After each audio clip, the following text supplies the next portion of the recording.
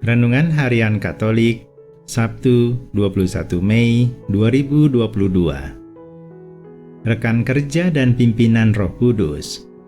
Murid Yesus dibenci dunia. Bacaan pertama. Bacaan dari Kisah Para Rasul. Sekali peristiwa, Paulus datang juga ke Derbe dan ke Listra. Di situ ada seorang murid bernama Timotius.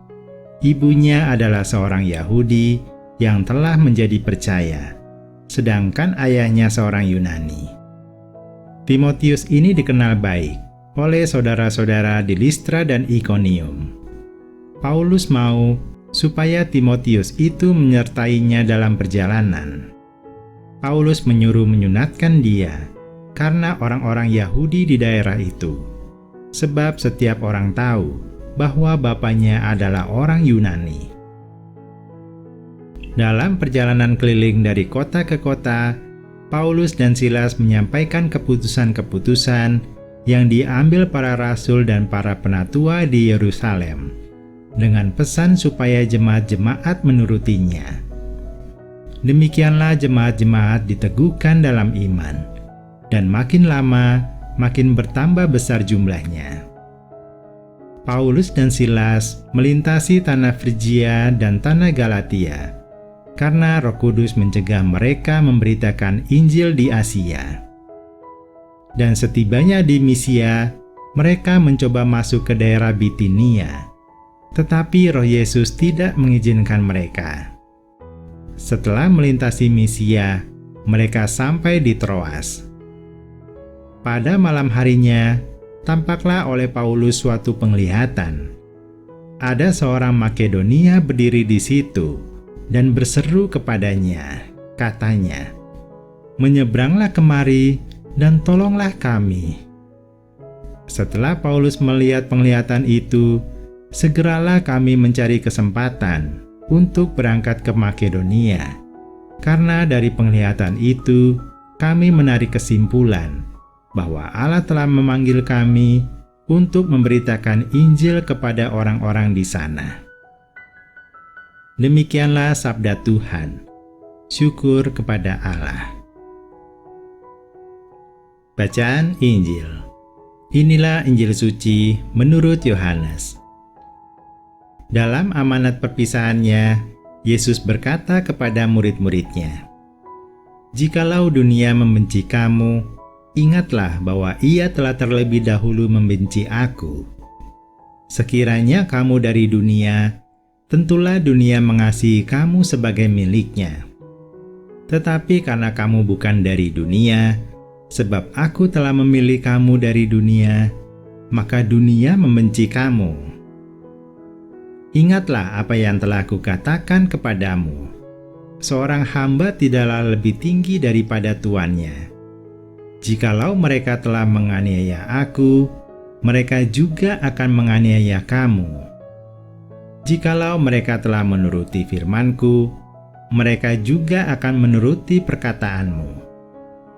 Tetapi semuanya itu akan mereka lakukan terhadap kamu karena nama-Ku, sebab mereka tidak mengenal Dia yang telah mengutus aku." Demikianlah sabda Tuhan. Terpujilah Kristus. Renungan. Inti dari pembacaan kitab suci hari ini adalah 1.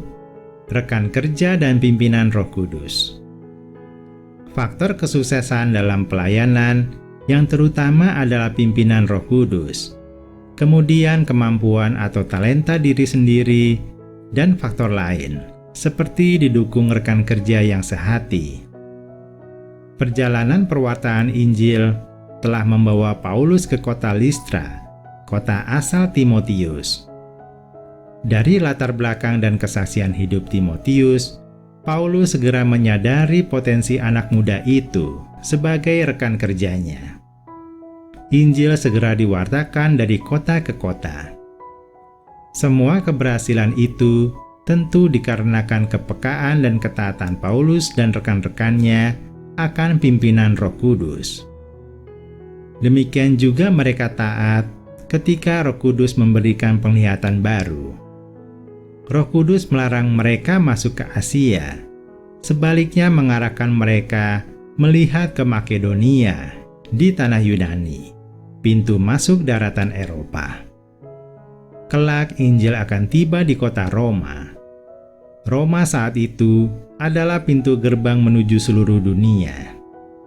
Dengan demikian, langkah ketaatan pada visi Makedonia ini adalah langkah menaati perintah Tuhan Yesus. Sebarkanlah Injil sampai ke ujung bumi. Panggilan untuk mengabarkan Injil sampai ke ujung bumi masih sangat relevan untuk gereja masa kini. Masih banyak daerah, suku, bangsa, dan bahasa yang belum mendengar Injil. Tuaian masih sangat banyak, sementara pekerja terlalu sedikit. Untuk itu, kita perlu meminta kepada Tuhan rekan-rekan kerja yang sehati dan sepanggilan.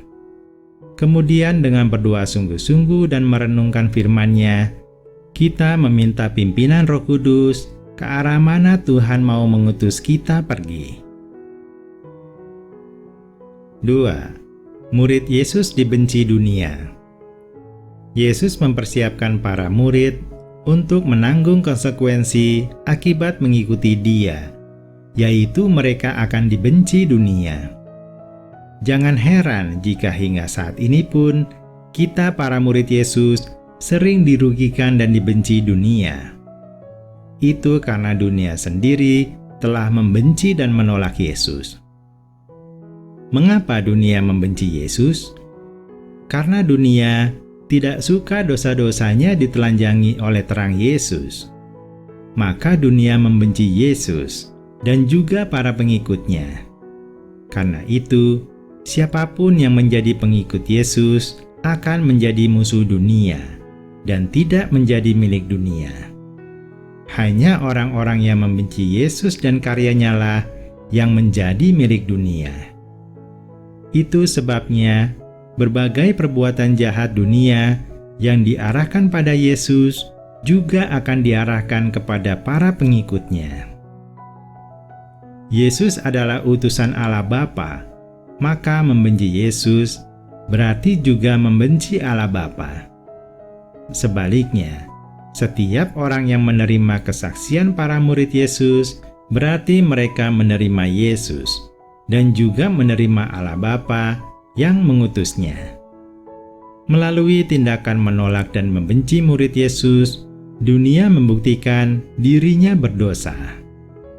Akan tetapi, murid-murid Yesus tidaklah sendirian dalam berjuang, karena Roh Kudus akan menyertai mereka untuk menjadi saksi Yesus dan menjadi terang dunia. Sekiranya semakin banyak orang yang kembali mengikuti terang Yesus melalui kesaksian kita.